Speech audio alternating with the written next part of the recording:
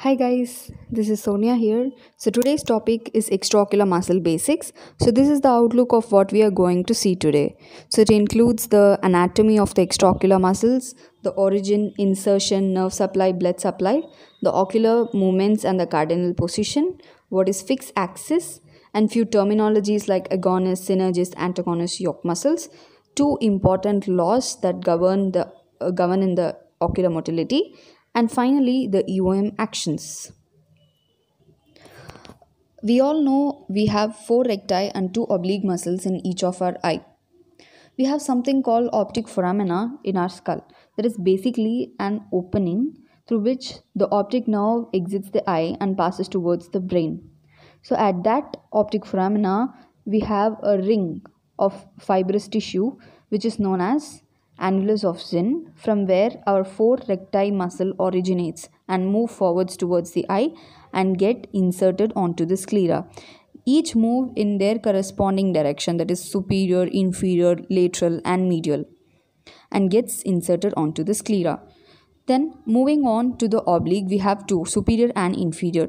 The superior oblique arises from the body of sphenoid. Sphenoid is actually a bone that is present in our skull. It appears like a butterfly or a wasp-like structure. It has a body and it has two bigger wings and two small wings. So from that body, the superior oblique muscle arises and it moves forward. It also passes through a pulley known as trochlea. After passing through the pulley, it just get bent backwards and get inserted onto the sclera. So this superior oblique muscle is the longest one among the extraocular muscles. Then moving on to the inferior oblique, it arises from the maxillary bone, that is from the medial side of the orbital floor. It moves laterally backward and then get finally inserted onto the sclera. So among the EOM, this inferior oblique muscle is the shortest muscle. Then moving on to the nerve supply, there are three important cranial nerves that supply our extraocular muscles. Those are third, fourth and sixth, that is oculomotor, trochlear and abducent. So oculomotor supplies the inferior oblique, medial rectus, superior rectus and the inferior rectus. The trochlear fourth nerve supplies the superior oblique and the abducent sixth nerve supplies the lateral rectus. So for easy remembrance, we can remember it like LR6 and SO4, means the lateral rectus is supplied by abducent and the superior oblique by trochlear and all other EOMs by the oculomotor.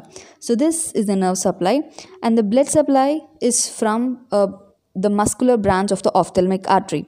Then moving on to the ocular movements. So there are few movements, like first one is duction. So ductions are basically the monocular movements, example abduction, adduction, supraduction, infraduction. So any movement that is done monocularly is duction. Second is versions. So versions are the conjugate movements of both the eyes. Both the eyes move in the same direction smoothly. So these are versions. Example, dextroversion, levoversion, dextroelevation, dextrodepression, levoelevation, levodepression. Then vergence. Vergence are basically the disconjugate movements of the eyes. The eyes moves in the opposite direction. There are two types, convergence and divergence. The convergence is when both the eye moves inward, and divergence is when both the eye moves outward. Cardinal positions are of three types: the primary, secondary and the tertiary. The primary is when you look straight. Secondary is when you look up, down, right side or left side. Where I'll show you the picture. So these are the cardinal positions. I apologize for my poor diagram skills. So the three types of the cardinal positions are the primary, secondary and tertiary. So primary is when you're looking straight. Secondary is when you look up, down, right side or left side. Tertiary is when you look to the extreme. That is the right up, right down, left up, left down. So here the center E1 is the primary. The B, D, H and F are the secondary. A, G, C and I are the tertiary. So these are the cardinal positions. So for the examination of the extraocular muscles. Now moving on to the fixed axis, there are three fixed axes, x, y and z. So x is basically the horizontal axis at which the eye can perform the elevation and the depression actions. Y is a antero-posterior axis at which the eye can perform torsional movements, and z is a vertical axis at which the eye can perform the horizontal movement, that is the adduction and abduction. So these three are the fixed axis, x, y and z. X is the horizontal axis where the eye performs elevation and depression action. Y is the antero-posterior axis where the eye performs torsional movements, and z is the vertical axis where the eye performs the horizontal movement. So these are the fixed axis. Now the next, moving on to the few terminologies, that is agonist, synergist. So agonist refers to that muscle in action which does the action for a particular eye movement. For example, let us take adduction. So for adduction, we need the contraction of our medial rectus. So here the medial rectus is the agonist. Second is the synergist. So synergist is basically the two muscles in one single eye that does the same action. So let us take the example of elevation. For elevation, the muscle, the superior rectus and the inferior oblique in the same eye does the elevation action. So those two are the synergist. Third one is antagonist. So antagonist are the two opposite muscles, that is the opposite actions in the same eye. So for example, medial rectus and the lateral rectus. Fourth one is the yoke muscles. So yoke muscles are muscles from two eyes that does the same action. For example, let us take the dextroversion. For dextroversion, the right lateral rectus and the left medial rectus does the same action for the dextroversion. Next, moving on to the laws. I'm not going to discuss all of the laws. I'm just going to discuss these two important laws, that is Herring's and Sherrington's. So Herring's law, what does that say is basically our brain sends the equal amount of impulse to both yoke muscles, to the yoke muscles from to the both eyes. Okay. So let us take the same example of the dextroversion. Our brain sends equal amount of innervation to the right lateral rectus and the left medial rectus for making the dextroversion. So this is Herring's law. Sherring's law states that there is highest amount of impulse sent to the agonist muscle, that is a muscle in action, but also a small amount of impulse has been sent to the antagonist muscle for relaxation.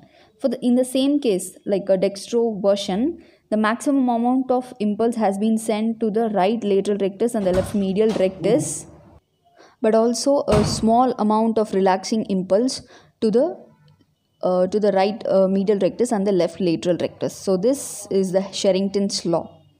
Now let us move to the EOM actions. So here let us take an eye. Okay, so here is the medial rectus, here is the lateral, here is the superior rectus, inferior oblique and superior oblique. So each and every muscle has primary, secondary and tertiary action except the lateral and medial. So those two have only the primary action. The primary action of the medial rectus is adduction and lateral is abduction. Those are the only work of them. So third muscle will move on to the superior rectus. So its primary action is elevation. Its secondary action is intorsion. Okay, as the superiors are intorts.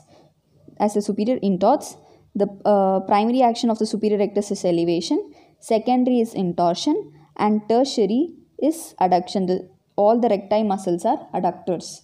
Okay. A little bit vice versa in the inferior rectus. So inferior rectus primary action is depression, secondary action it extorts, and the tertiary action is adduction. Okay. Now moving on to the superior oblique. So oblique's primary action is intorsion. Okay. And the secondary action is depression, and the tertiary action is abduction. Obliques are abductors, and this little bit vice versa in the inferior oblique. Its primary action is extortion, then secondary action is elevation, and tertiary action is abduction. So these are the muscle actions. The primary action of the medial rectus is adduction, lateral rectus abduction. So these are the muscle action. I hope you guys got this session. If not, do let me know your doubts. I would like to clear your doubts, and you can also share the topics you want me to discuss. Yeah. Thank you guys.